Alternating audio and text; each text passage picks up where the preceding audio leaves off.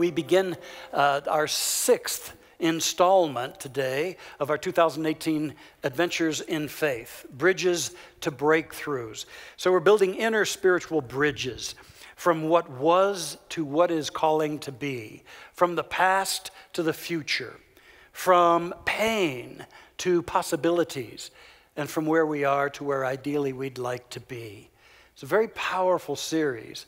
And it's not only bridging Mile High Church into its next chapter of greater growth and expression, it's also equipping all of us to deal with change and loss when it ever comes into our lives, as it will from time to time. Now we've got our bridge here, and we have installed 5 of the 7 planks in the bridge. Now those steps, let me review. First of all, it's accepting change, not running from it, but accepting change. And then secondly, honoring feelings. Honoring the feelings that are natural when change does come into our lives. Thirdly, then, it's embracing transformation. That out of the change and the feelings we're in, we're giving ourselves over to transformation in our lives.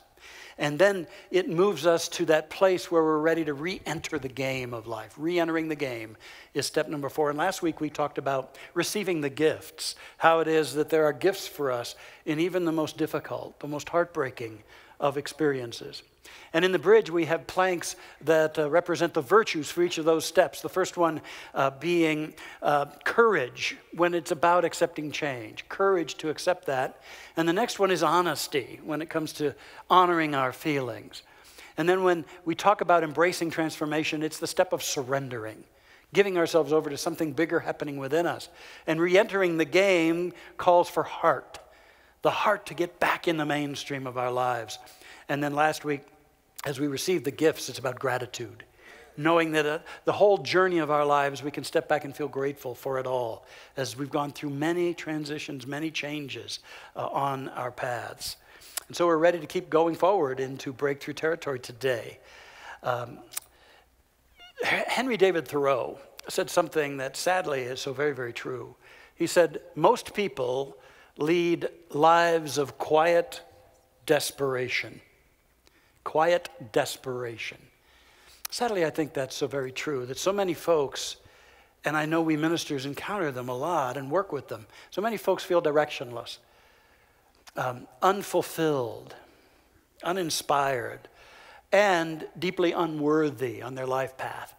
And there's always then the scurrying to try to prop up a life with that as its undercurrent, to prop up a life. And sometimes that leads to even more pain and suffering. Phil McGraw, also known as Dr. Phil, most famously, he wrote an obituary for these folks. And he wrote it about a fictitious person called Robert Jackson. I want to share it with you. Mr. Robert Jackson died yesterday of complications from doing a lifetime of crap that he didn't really want to do. His condition was further complicated because he also failed to do much, if any, of what he did want to do. Experts report that he died from cramming someone else's idea of life into his body, his brain, and his life. Attempts by Mr. Jackson to fill the voids with work, cars, excessive eating, alcohol, 3 wives, 2,000 rounds of golf, and meeting everyone else's expectancies but his own were dismally unsuccessful. Unfortunately, this all took so much out of Mr. Jackson that he was just flat worn out and died about 20 years too soon. Miserable in his last years, he died unpeacefully yesterday at his home. He was surrounded by colleagues from the job he hated and family members who were all just as miserable as he was. It can be true, truer than we know.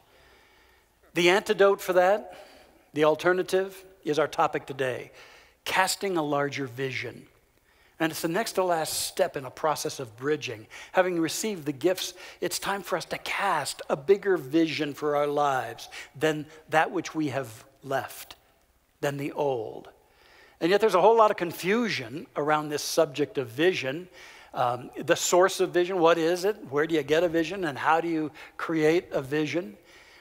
And I think a lot of folks, knowing that they've got to have some dreams or plans, go ahead and concoct them without a clear sense of what a really powerful, reliable, life-enhancing vision really is. And that creates a whole lot of pitfalls on the path. Because some people try to dream and plan for their lives out of striving for self-importance. And so what they come up with as their plan is not so much true for them as it is the ways and the means by which they can feel defined and validated on their path.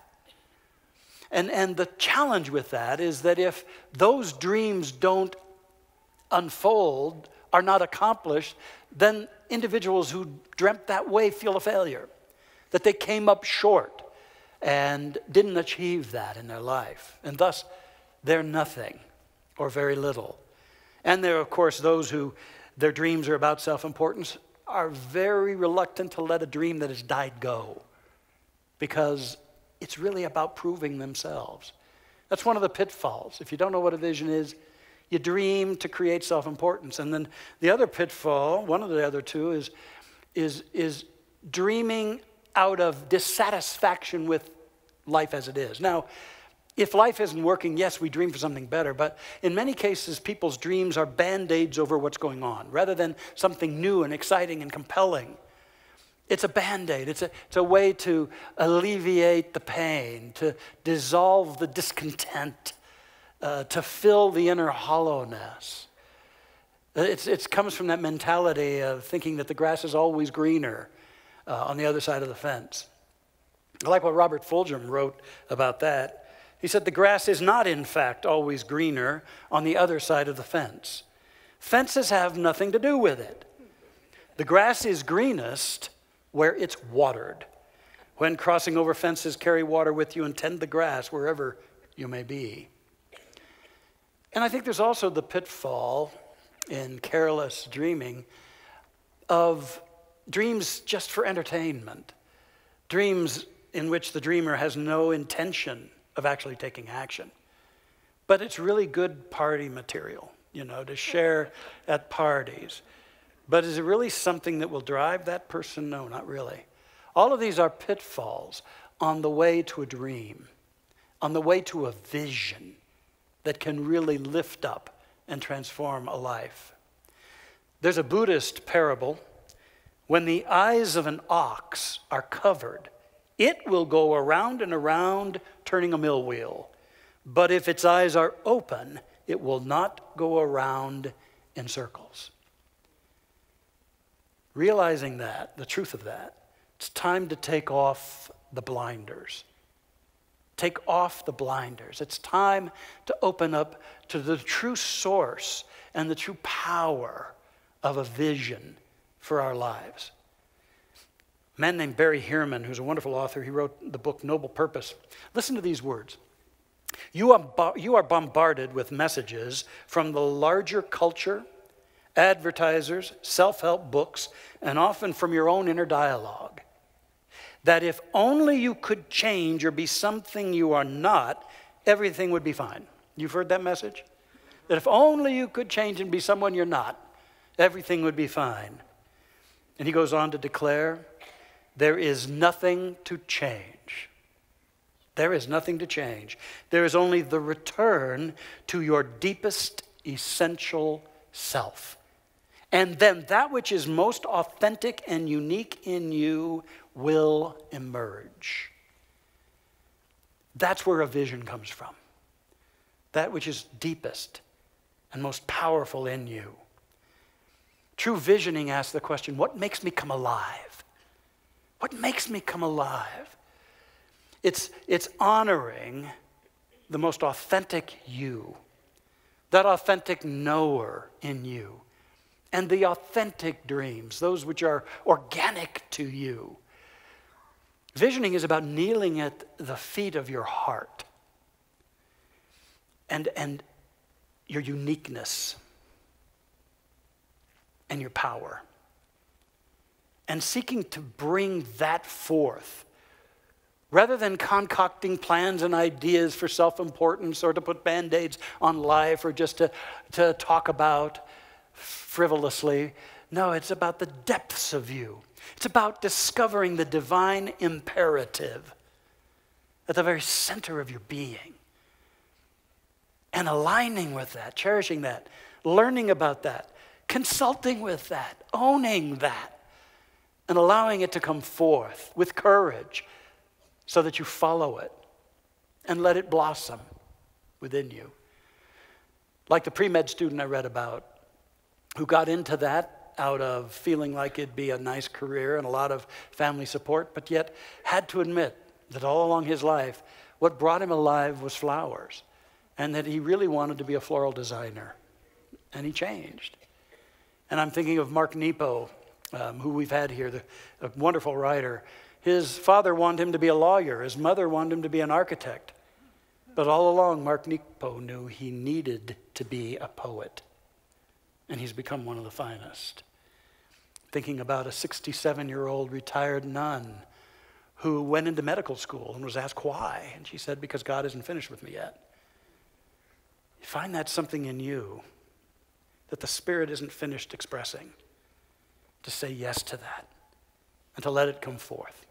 So casting a larger vision. Let's talk about three of the things that are essential for that. First of all, honor the God-inspired you. I'm talking about honoring the real you, not the you that you've tried to prove yourself to be, not the you that's been fashioned by other voices and forces around you, not the you that's tried to agree and appease and please, so many different forces, but it's honoring the God-inspired you. It's so wonderful that you're a part of a teaching that declares you're not separate from your source. The very Spirit of the living God is the breath of your breath. Life of your life, nearer than breathing, closer than hands and feet. Now you can ignore that and you can go by your own means and design things as you want, but the great power is coming back home to the God-inspired you. Understanding that that God-inspired you is like a God seed at the center of your being. It's your soul, it's your spirit. Call it what you will. But that God seed has potential and uniqueness and richness, just as the acorn holds the template for the glorious, unique oak tree. So does the God seed in you. And the visions, the dreams that really matter are the ones that sprout out of the God seed at the center of your being.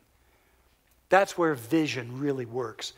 It's when you set aside all that you've tried to be and you attune to what life wants to be, what your genuine essence wants to be and to do, and how to show up, and what matters.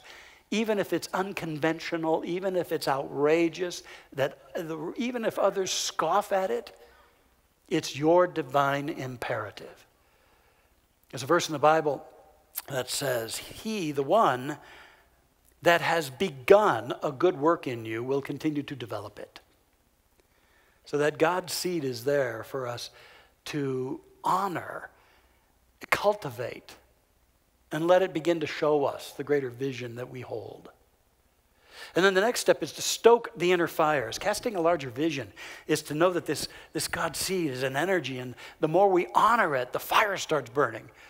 And we feel this energy within us, and we can stoke it, and that energy, that fire within, is capable of carrying us beyond the obstacles and the difficulties that any great vision will encounter. To stay connected with the fire of your passion for what wants to express in you is so important. I want to tell you about a lady named Taeyeon Kim. She, in the 1950s, was a young girl in Korea. And at one point, she saw her uncles practicing martial arts. And she writes, what I saw awakened a deep feeling within me. Their movements seemed mystical, beautiful, and exciting. I had to learn how to do that myself. Well, in coming upon that deep realization, she was lining herself up to be in conflict with over 5,000 years of culture and tradition. Because in that culture, girls were simply asked to learn how to cook and to sew, and so that they could get married and have security. And girls were never allowed to practice martial arts. Never. But she decided she wanted to anyway, and she kept pestering her uncles over and over. And finally, her uncles, just to quiet her, let her practice a little bit with them, thinking that she'd get so sore and so bruised that she'd quit. But to their surprise, she didn't quit. And to their greater surprise, she actually progressed quite well. Well, they rejected her and told her she couldn't do that anymore. And then family and friends and neighbors tried to pressure her not to follow this dream. And she was even beaten and locked in her room. Her father at one point called her a disgrace and a terrible daughter. At one point, her mother even hacked off her hair in a terrible design so that she'd be too embarrassed to go out and practice. But Tae-Yun writes, I was determined to break out of the box everyone was trying to keep me trapped in. I knew I had to be true to the burning desire within me. Well, by this time, her family was at wit's end, and they decided to send her away to live with some monks in a monastery. And the monk that came to receive her and take her asked her at her house, so what do you want to do when you grow up?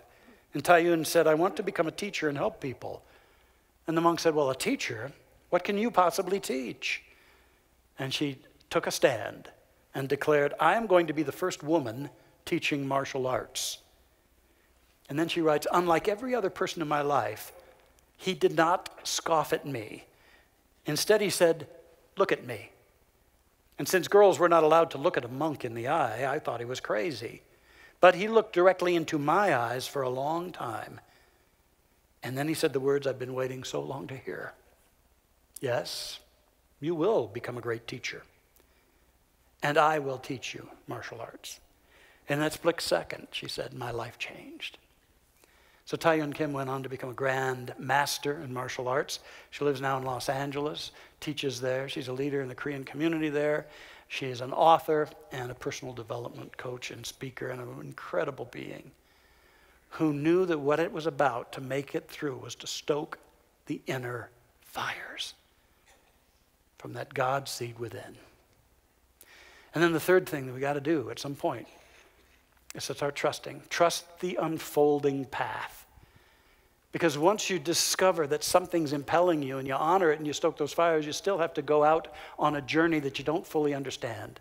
Because they don't give us a map for a great vision. You just know what has to be, and you know you got to go for it. And you got to step out into the unknown and keep going, trusting that there's an unfoldment that will take place. I remembered something Erica and I learned when we, 7, 8 years ago, were in Africa. We learned about the impala. And our guide said that impalas can jump almost longer and higher than any other part of the African ecology. And that in fact, he said, when an impala jumps and leaps, it leaps so high and far it can't see where it's going to land. And yet it leaps anyway. And I thought, well, then that's how to live. Because we got to leap and we don't know how we're going to land or where we're going to land. In some cases, it's probably good we don't. Because we'd say, I ain't taking that leap. You know, I've been thinking about my own path and how it was at 14 years old. My mom drugged me into the Lake Ridge Theater over here in Lakewood, where Mile High Church was meeting at the time and filling up this large theater. And to my shock, I found what finally activated my spiritual understanding. I'd had an earlier experience at about age 6, spiritual experience, but I didn't understand it, and all the ideologies that were heaped on me over the years just didn't jive. And I know a lot of you have had that same kind of experience. But I came into this teaching, and it all came together. And it healed my self-esteem as a youngster, and it impelled me forward.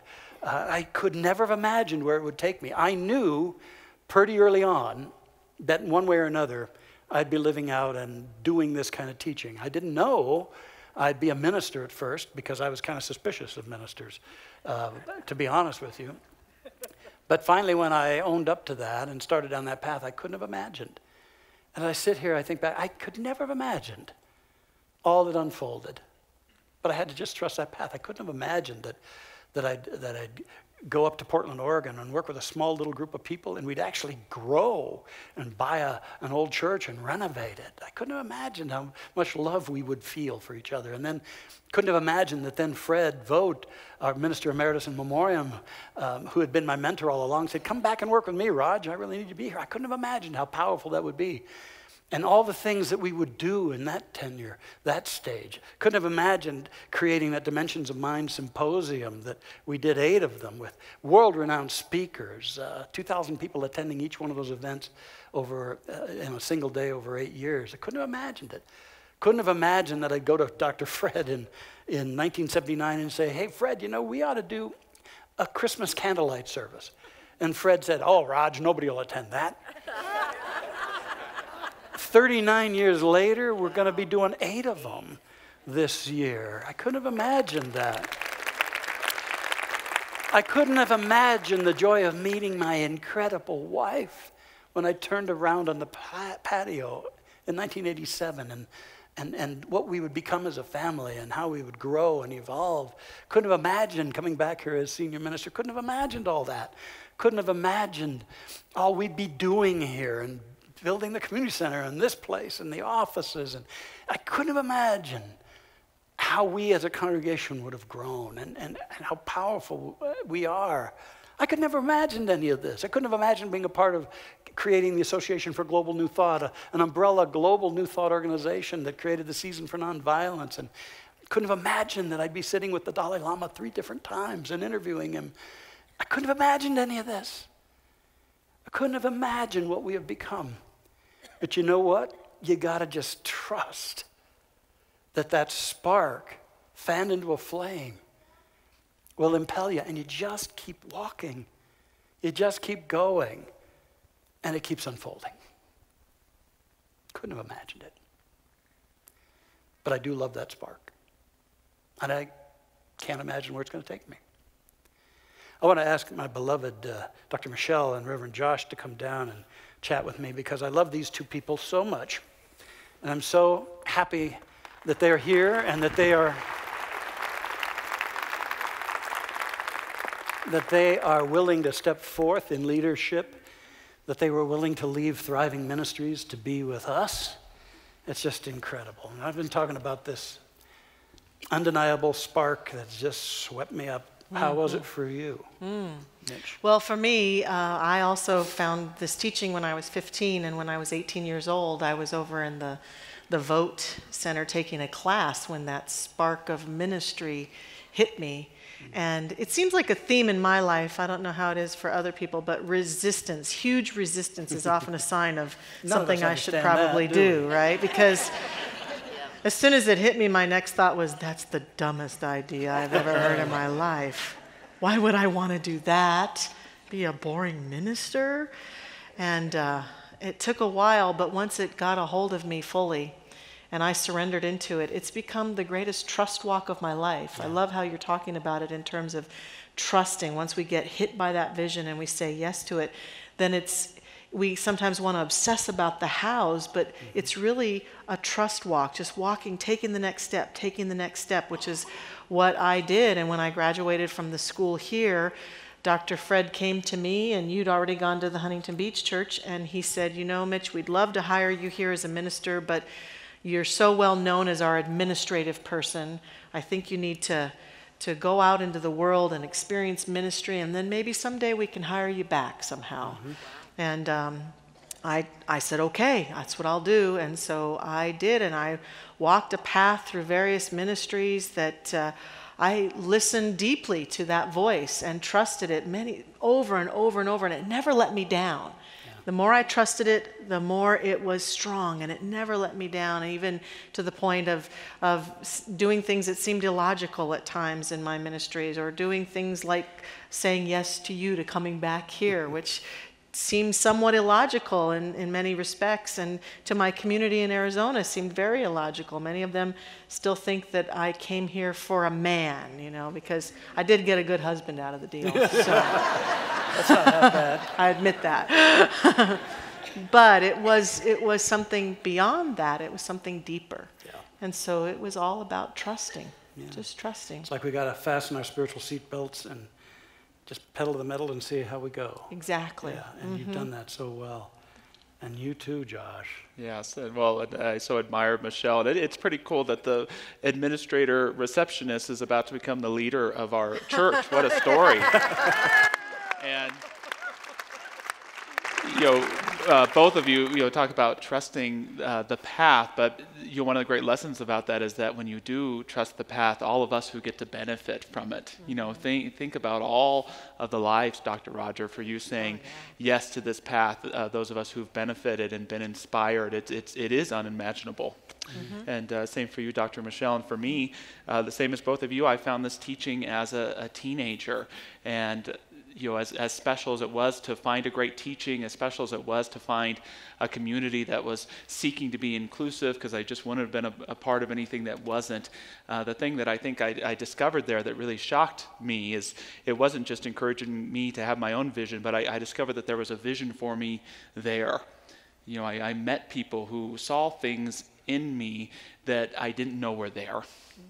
I would have someone share that they saw a gift in me or a talent in me, and I'd wonder what the hell they were talking about. But what happened is I eventually learned to give it a chance and to start living in that vision. And just like Dr. Roger said, I can't imagine, but something can.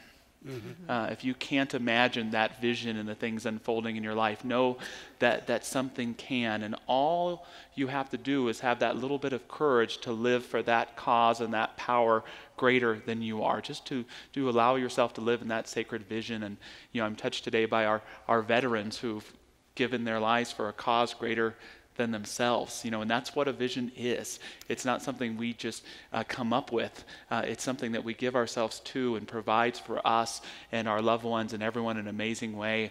My heart broke thinking about the officer that stepped in to try and help a shooting that was going on, and what caused that man to step in and give his life. It was following that vision for safety and protection for us. And each of us in our own way, whether it's being of service and fighting a fire, or being a good parent, and just being a good person in life, when we realize that there's a sacred vision for all of us, and for each of us individually, and we learn to give ourselves to that, it unfolds beautifully in our lives, and it has for me. I couldn't imagine getting to share the stage with the two of you, and it's just been such the blessing of my life to give myself to that cause greater than myself, and to find that in doing so, it has given me just so incredibly much. It's so hard to describe. You put so well that what assists us all when we have a sense of vision, but we don't know how it's going to go, is those who can see our greatness even when we can't. Yeah. And we here at Mile High are dedicated to knowing the greatness and the beauty of you and the vision in you, even when you're doubting it. And that's why it's so powerful to hang out here. Exactly. Because we are people of faith in ourselves and in one another, and all that the divine is seeking to be. And then I think about beloved Mile High here. What a God seed has been unfolding as Mile High. Do you know that it was actually 60 years ago that Mile High was founded by a small group of people who met in the sales auditorium of a Kirby vacuum cleaner store and started studying Ernest Holmes' teachings and the science of mind and spirit. And it's out of that seed, 60 years ago. Look at how that seed has been unfolding and becoming and growing, and how still it's bearing fruit. And now there's a new limb that wants to come into expression for our beautiful church. And aren't we blessed that these two folks are going to be leading us forward, these great hearts in these people.